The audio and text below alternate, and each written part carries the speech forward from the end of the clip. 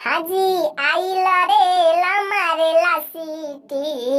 हाजी आइला रे मारेला सीटी। तो हमारा नैहर से आइल बाबा चिट्ठी।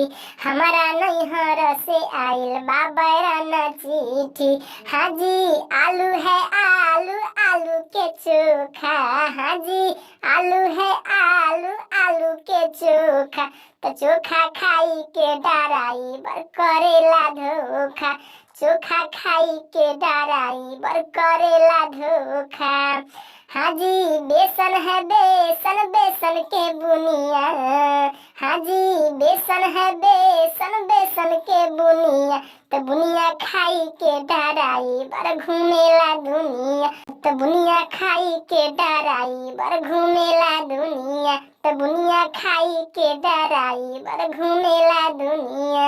हाजी आइला रे मारेला सीटी। हाजी आइला रे मारेला सीटी। तो हमारा नैहर से आइल बाबा चिट्ठी।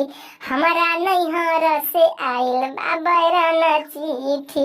हाजी सतु है सतु सतु के लिट्टी। हाजी सतु है सतु सतु के लिट्टी। तो लिट्टी खाई के डराई बर मारेला सीटी। तो लिट्टी खाई के डराई बर मारेला सीटी। हाजी आइला रे मारेला सीटी। हाजी आइला रे मारेला सीटी। तो हमारा नैहर से आइल बाबा चिट्ठी। तो हमारा नैहर से आइल बाबा चिट्ठी।